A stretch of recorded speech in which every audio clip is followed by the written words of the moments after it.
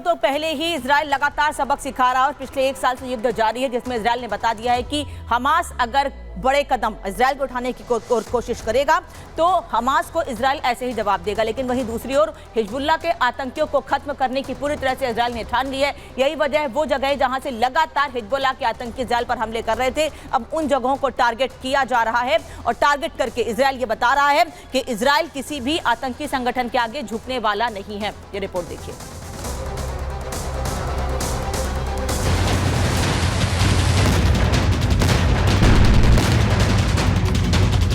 32 साल से हिजबुल्लाह की कमान संभाल रहे नसरल्लाह को इजराइल ने बेरूत के दाहिये शहर के अंदर उसके हेडक्वार्टर में एयर स्ट्राइक का ढेर कर दिया था।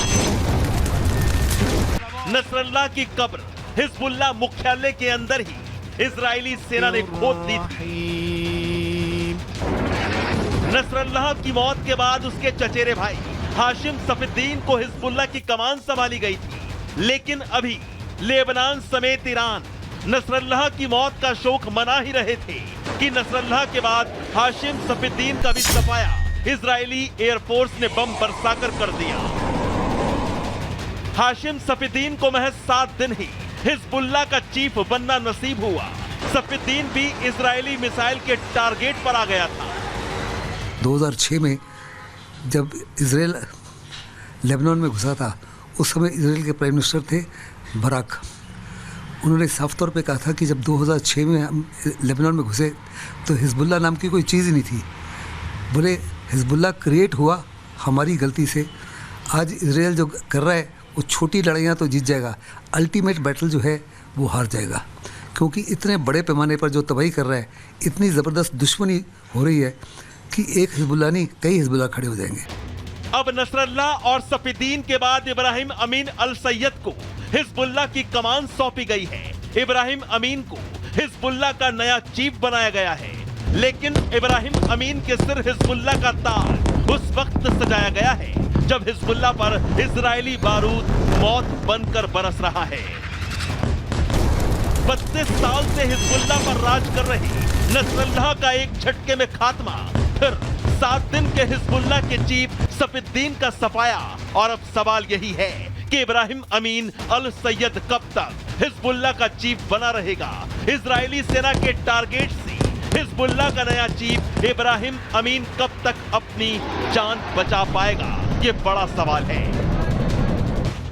क्योंकि जिस तरह से इजरायली एयरफोर्स और उसकी मिलिट्री लेबनान पर बारूद बरसा रहे हैं, उससे हिजबुल्लाह के किसी भी चीफ, कमांडर और लड़ाके का बच पाना नामुमकिन है। Bureau report, Republic Bharat. खबर आपको बताते जाए, इजराइल की धमकी पर ईरान का जवाब भी सामने आ गया। ईरान ने पलटवार करते हुए कहा है कि अगर हमला हुआ तो हम भी करारा जवाब देंगे। तो ये बड़ी खबर आपको बता रहे हैं। हमला हुआ तो ईरान की तरफ से कहा गया कि करारा जवाब दिया जाएगा, क्योंकि इजराइल ये कह रहा है कि जरूरत आन पड़ी तो जो भी परमाणु उनके स्ट्रक्चर है उन्हें भी तबाह कर देंगे। इसके साथ साथ जो तेल रिफाइनरीज हैं उन पर भी हम हमला करेंगे। अब इस पर ईरान का बयान सामने आया है। ईरान ने कहा है कि अगर ऐसा हुआ तो हम भी करारा पलटवार करने के लिए पूरी तरीके से तैयार है। लेकिन हर दिन ये डर बढ़ते जा रहा है कि अगर इजराइल और ईरान में आमने सामने की जंग होती है तो आखिरकार इस विनाशकारी महायुद्ध के क्या कुछ परिणाम हो सकते हैं। लेकिन इन सब के बीच सवाल ये भी कि आखिरकार मजबूत कौन है। बात इजराइल की करते हैं, 1,69,500 एक्टिव सैनिक है, तो दूसरी तरफ ईरान के पास 6,10,000 एक्टिव सैनिक है। कहीं ना कहीं ईरान यहाँ मजबूत स्थिति में नजर आता है।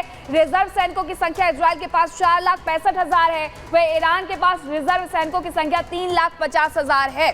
लेकिन इसी के साथ कॉम्बैट एयरक्राफ्ट की बात करें तो इजराइल के पास 345 है और यही ईरान के पास संख्या 312 है। इनकी सैन्य शक्ति कितनी है इसका परीक्षण भी बेहद जरूरी हो जाता है। इजराइल के पास बचने के लिए आयरन डोम है और इनके पास बाबर 373 S-300 खोरदार 15 है। इजराइल के पास हेलीकॉप्टर की संख्या 43 है, तो वही 57 हेलीकॉप्टर ईरान के पास है। इस स्थिति में भी ईरान मजबूत है। सबमरीन की संख्या इजराइल के पास 5 है, लेकिन ईरान के पास 17 है। इजराइल फिर भी हर मोर्चे पर उसी मजबूती के साथ खड़ा हुआ है जैसा पिछले साल जो युद्ध शुरू हुआ था उसमें खड़ा हुआ नजर आया था। लेकिन इन सब के बीच सवाल जो उठ रहे थे कि आखिरकार सैन्य शक्ति के बीच में अगर टकराव होता है तो कौन मजबूती से लड़ेगा। एक तरफ इजराइल है जो ये कह रहा है कि हम पीछे नहीं हटेंगे, दूसरी तरफ ईरान है जो कह रहा है कि अगर हम पर अटैक होता है तो हम भी करारा जवाब देंगे। खबरों में आगे बढ़ेंगे, अब आपको दिखाते हैं 2 मिनट में भारत।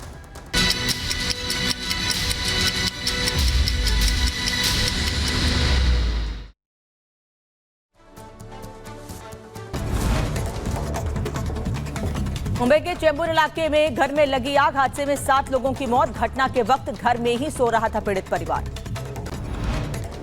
मरने वालों में 3 बच्चे भी हैं शामिल। डॉक्टर ने घोषित किया मृत, तकनीकी खराबी की वजह से लगी थी आग। नोएडा में बीच सड़क पर चलती कार बनी आग का गोला। कार चालक ने सूझबूझ से बचाई अपनी जान। दमकल की गाड़ियों ने कड़ी मशक्कत के बाद आग पर पाया काबू। उत्तर प्रदेश के झांसी में चलती हुई बाइक में अचानक लगी आग, बाइक सवार ने कूदकर बचाई अपनी जान। उत्तर प्रदेश के बहराइच में खत्म हुआ आदमखोर का आतंक। ग्रामीणों ने खूंखार छठे भेड़िए को पीट पीट कर उतारा मौत के घाट। मासूम बच्चे पर किया था हमले की कोशिश थी।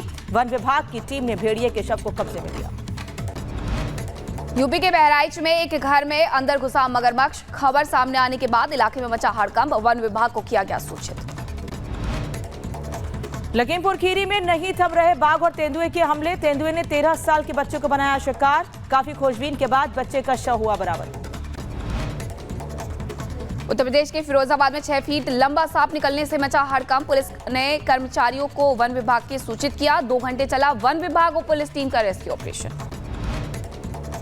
उत्तर प्रदेश के झांसी में गरबा पंडाल के बाहर हुआ बवाल। कार्यक्रम के खिलाफ बजरंग दल ने जताया विरोध। होटल में किया डांडिया उत्सव का आयोजन। पुलिस ने 31 लोगों को हिरासत में लिया।